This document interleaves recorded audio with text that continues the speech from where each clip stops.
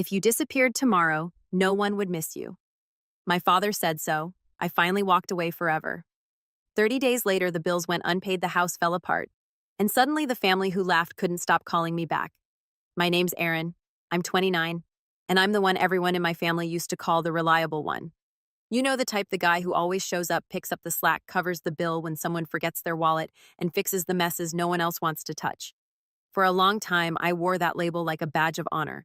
I thought being dependable was a good thing. But somewhere along the way, that reliability turned into expectation, then obligation, then something uglier. It became a leash. It all came to a head on my birthday last year, my 29th. Nothing big, just a casual family dinner at my parents' house. Mom made her usual lasagna. My sister brought her 2 kids and pretended they didn't exist while they ran wild. And my brother Nate rolled in late with the usual air of smugness and a bottle of wine he probably took from a client.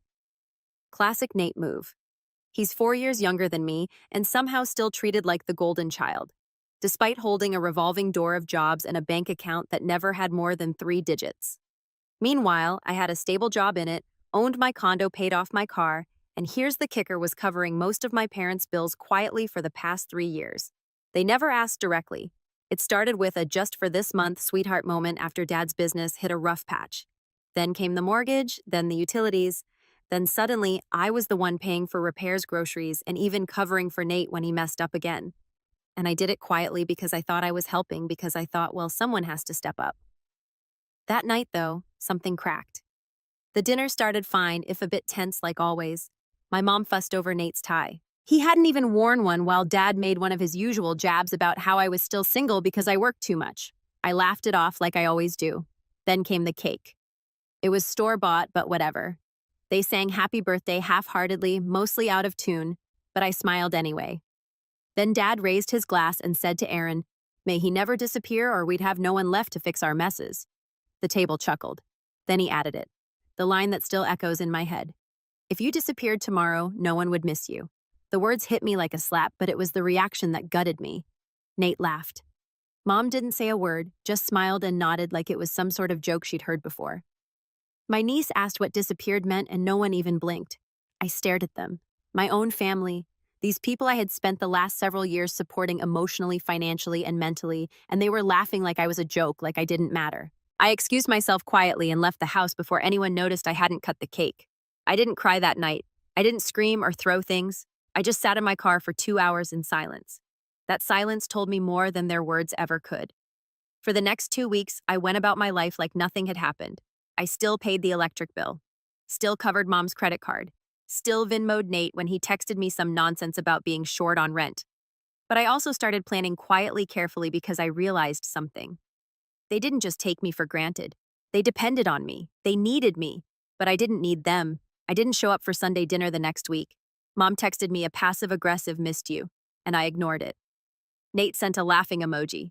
Classy. I didn't respond. The week after that, I forgot to send the money for the water bill on purpose. They called confused. I said I was tight on cash this month. That was the first ripple. The next time Dad called, I let it go to voicemail.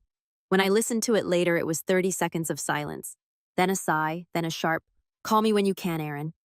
No apology, just a command. 2 weeks later, I changed my phone number. Then I resigned from my job. You see, over the years, I had saved up quite a bit. I'd always lived modestly. No vacations, no big spending, just a quiet life and a steadily growing bank account. I had a little over $180,000 tucked away. I sold my condo, liquidated some investments. By the end of the month, I had just shy of $4 million and no obligations tying me down. I found a place out west, a small town I'd visited once on a solo hiking trip. Peaceful, quiet, isolated. I packed up, signed a lease under a new name, and vanished. No goodbye, no note, just gone. I cut off every digital footprint they could trace. I deleted my socials, closed, my old email canceled, every account tied to the bills, and I watched, not out of malice.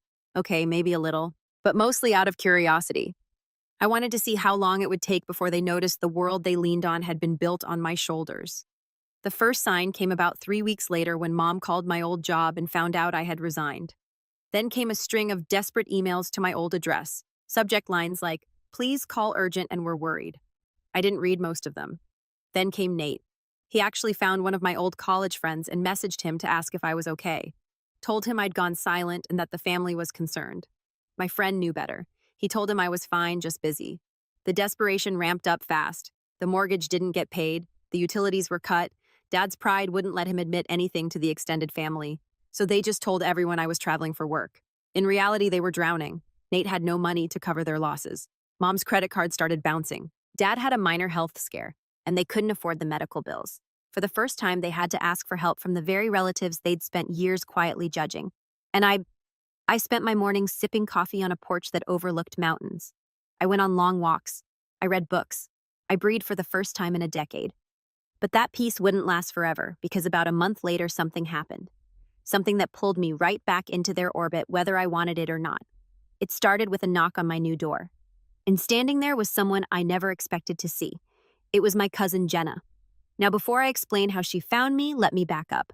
Jenna was the only person in our extended family I had ever really clicked with. We weren't close, but she always treated me like I was more than a wallet. She had this way of asking how are you that made you believe she actually wanted to know, but we hadn't talked much in years. She moved to Oregon for grad school, got married, had a kid, lived her life. So when she showed up on my doorstep in the middle of nowhere, I didn't know whether to be alarmed or weirdly touched. She looked exhausted. Not physically, more like the kind of emotional tired that clings to your bones. "Aaron," she said, stepping back like she wasn't even sure I'd let her in. "I'm sorry to show up like this. I didn't know where else to go." I blinked. "Jenna, how did you—" "I didn't," she admitted. "Not really, but I remembered you talking about this town years ago when you visited. I made a guess, called every rental property in the area for 2 weeks until someone mentioned a quiet guy who paid a year's rent up front in cash." I almost laughed. Almost. But her expression stopped me. This wasn't just a casual visit. "What's going on?" I asked, stepping aside so she could come in. She walked in slowly, looking around like the place was too peaceful for what she was about to say. We sat. I offered tea. She didn't touch it. "They're losing everything," she said finally. "Your parents. Nate, the house is in foreclosure. Utilities were shut off last week. Your dad had some kind of panic attack, refused to go to the hospital because they couldn't afford it. Nate tried to pawn your old gaming PC. They're a mess." I didn't say anything. "They told everyone you had a breakdown," she added, "that you just snapped, disappeared, that they're worried sick." I almost laughed again, but it came out dry and bitter. Of course they are. No one left to pay for their mistakes. Jenna didn't argue. She didn't defend them. That's why I let her stay. She just nodded slowly and said, "I figured that's what happened." I sat with that silence for a long moment before I finally asked, "Why are you really here, Jenna?" She looked up at me, and for the first time I saw something behind the calm, a flicker of uncertainty. "Because they're scared, and because part of me hoped you'd want to know." I didn't respond. She leaned forward slightly as if trying to meet me halfway. "Aaron, I'm not asking you to fix it. God knows they don't deserve that, but I thought you should hear it from someone who isn't expecting anything." And that's when she handed me the envelope. It was addressed to me in my mom's handwriting, the same handwriting that used to label my school lunch bags and birthday cards when I was a kid. The sight of it made my stomach twist. I didn't open it. Jenna stayed the night in the guest room. She didn't push me to read it, and I didn't offer to talk. In the morning, she left quietly, thanking me for the bed and for not slamming the door in her face. After she left, I sat with that envelope for hours. I turned it over in my hands, stared at the seal, thought about every memory that had led to this point.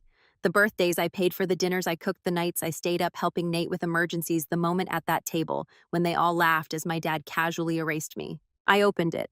The letter was 2 pages, handwritten, shaky, emotional in the way someone writes when they're scared of consequences, not when they feel genuine regret. "Aaron, we don't know what happened.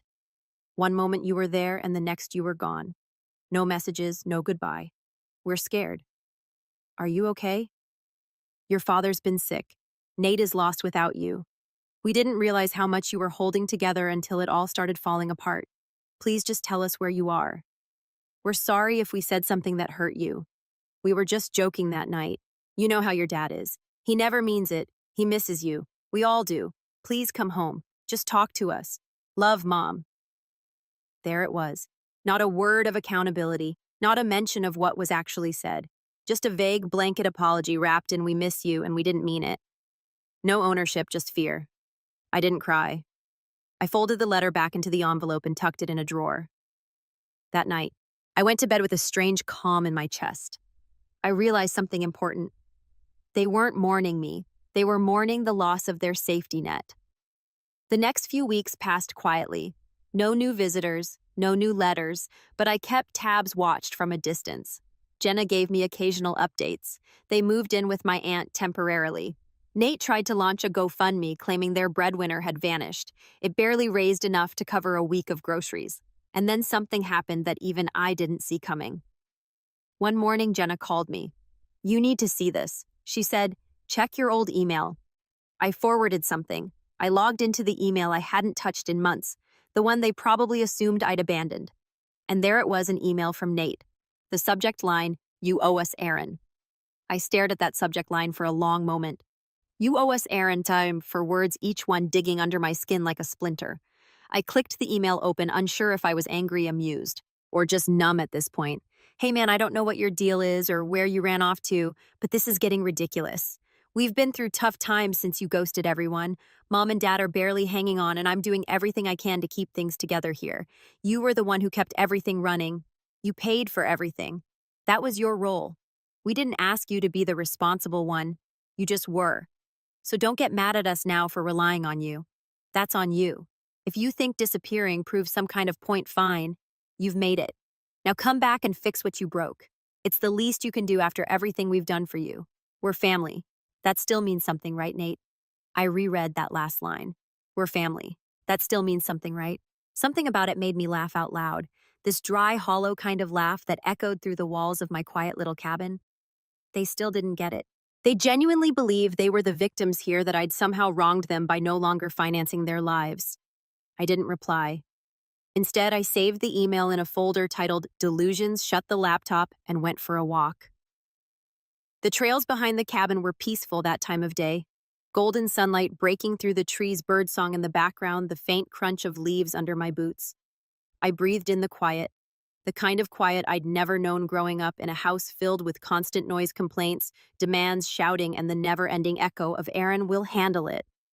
As I walked, I kept turning over Nate's email in my mind.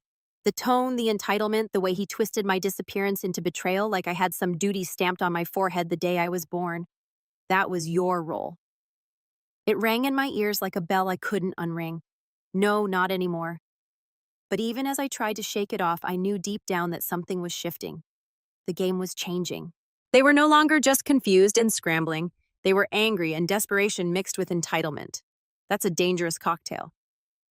Over the next few days, the emails kept coming, not just from Nate. My mother sent a long one titled, "Please think about the family." It was full of vague guilt trips references to my childhood. Lines like, "Remember how we always supported your science fairs, and this family's been through enough already." I didn't delete it. I archived it with the others. Then came the letter from my dad. Actual physical mail this time. Sent to the local post office under my old name, probably hoping it would somehow reach me. I didn't even know how he figured out the town. Maybe Jenna had slipped up, or maybe he just guessed. Inside the envelope was a single sheet of paper typed. No greeting, no signature. "You're punishing us. I get it, but you're punishing your mother most of all. She doesn't deserve this." I didn't mean what I said that night. I thought it was funny. "You used to have a sense of humor. You're being dramatic. We need help. Either you're part of this family or you're not." That last line stuck with me. Either you're part of this family or you're not. It was a threat. Not veiled, not subtle, just a blunt instrument of emotional blackmail. The kind of statement someone makes when they think they still have power over you.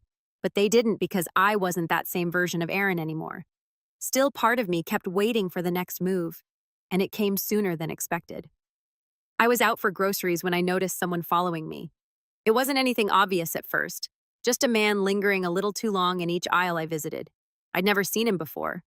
A wiry guy in his late 30s, buzz-cut, bland clothing, the kind of forgettable face you'd walk past a dozen times and never clock. But the third time I turned down a row and saw him there staring at cereal. He clearly wasn't buying the hair on the back of my neck stood up. I paid in cash, left quickly, took a different route home, didn't go straight to the cabin. I doubled back, checked for tails. Old habits from a paranoid uncle who used to be in the service. I never thought I'd need them. Eventually, I made it back, locked the doors, sat down, heart pounding, just a little harder than I wanted to admit. That night, I checked all my security cams. Nothing out of the ordinary, but I changed my passwords again. I shut off the main Wi-Fi, moved money into a different account. Something was coming. I could feel it. And I was right because the next morning a knock came at the door, but this time it wasn't family. It was a man in a gray suit, and he was holding paperwork. I opened the door cautiously, not fully swinging it out. The man in the gray suit looked official in the way people do when they want to be taken seriously more than they want to be understood. Mid-40s, sharp eyes, holding a leather folder in one hand and a business card in the other. Mr. Aaron Caldwell, he asked, even though he was clearly sure I didn't answer right away. My instincts were coiled tight. I represent the law firm of Kessler and Tate. I'm here on behalf of your family. He extended the folder toward me. I didn't take it. My family hired a lawyer. They filed a claim, he said, with no sign of discomfort. They're alleging financial abandonment along with unlawful withdrawal of familial support. I actually laughed out loud. I couldn't help it. Is that even a thing? He gave a small lawyerly shrug. They believe they have grounds for civil damages, claiming you had a long-established pattern of financial care and that your abrupt absence caused measurable harm. Now, I did take the folder more out of disbelief than curiosity. I flipped through the documents. There was in black and white Nate's name, my parents' statements about decades of care, unspoken familial agreement, and dereliction of duty to dependent. They were suing me for not paying their bills. The lawyer gave me a moment. You're not obligated to respond now, he said. But the court date is listed. You'll want representation. I'm not obligated to do anything, I muttered, handing the folder back. Tell them I'll see them in court. He gave a professional nod, turned, and left. I stood there for a while, motionless, the morning wind curling around me like a warning. So this was their endgame, not a conversation, not an apology litigation. I knew then that this had to end. Not just legally, not just with a counter lawsuit. It had to end completely. They had shown me who they were, who they'd always been, and now they were giving me the gift of clarity. I'd spent most of my adult life believing that love meant sacrifice, that family meant endurance. But they had made it clear to them love meant control and family meant obedience. And I was done. I didn't waste time. I hired a lawyer of my own, a sharp, no-nonsense woman with a background in family law and a distaste for emotional blackmail. After she read through their case, she actually rolled her eyes and said, "You've got to be kidding me. This wouldn't hold up in a reality TV court, let alone a real one." Still, we prepared. We documented everything. Every wire transfer, every receipt, every text from Nate asking for money, every bank statement showing the mortgage payments that had come out of my account. We created a full timeline, 7 years of quiet, steady financial support, all backed up with evidence. Not because I needed to defend myself morally. I already knew I'd done more than my share, but because we needed to shut this down so thoroughly they'd never dare try it again. 2 months later, we stood in front of a judge. They actually showed up, all three of them. My father looked thinner than I remembered, but still held his head high, that same steel in his eyes. My mother looked tired, worn down. Nate, he looked smug, like he thought this was his golden ticket. I wondered if he was already mentally spending whatever payout he thought was coming. The courtroom was quiet as the judge leafed through the case file. Then Ree stood. She didn't hold back. "Your Honor," she said, "the plaintiff's claim hinges on an idea that familial obligation equals legal responsibility. That's simply because my client provided support willingly, without condition. He is now financially and legally bound to continue doing so. But there is no contract, no agreement, no power of attorney, no co-signed loans, just decades of generosity, repaid with entitlement." She submitted our documentation, over 100 pages. When it was my father's turn, he tried to frame it emotionally. "Your Honor, this isn't just about money. It's about betrayal. My son was a pillar in our family. He disappeared without warning, leaving us to pick up the pieces." Ree stood again. And where exactly was this sense of family when Mr. Caldwell was told on his birthday that he wouldn't be missed if he vanished? My father tried to speak again, but the judge raised a hand. "I've seen enough." He looked directly at my parents. "I'm dismissing the case with prejudice. Mr. Caldwell has no legal obligation to support you. Financial generosity does not equal legal duty. And frankly, this court is disturbed by the manipulation at the heart of this case." Then he turned to me. "Mr. Caldwell, I hope you understand that walking away was your right." I nodded once. "I do now." As the gavel came down, the sound echoed like a final door slamming shut. Outside the courtroom, they tried one last time. My mom rushed after me. "Aaron, wait, please. We didn't know it would come to this. We were just scared." I turned, looked at her. At the woman who once made me soup when I was sick, who kissed my forehead goodnight when I was 7, and who sat silently while I was told I wouldn't be missed. I believe you, I said. But being scared doesn't justify what you did. It never did. Nate opened his mouth, but I raised a hand. Don't, just don't. I walked away. That was over a year ago. Since then, I've rebuilt my life on my terms. I still live in the same cabin, still hiked those trails. I started teaching coding part-time online and finally finished that book I always said I'd write. It's not about revenge or family. It's about freedom and finding out who you are when no one else is telling you. I haven't heard from them since. Sometimes I think about that birthday dinner. The laughter, the smugness, the way they treated my existence as disposable. And then I think about now the silence, the peace. They were right in a way. I did disappear. And not one of them truly missed me. But I don't miss them either. And that more than anything tells me I made the right choice.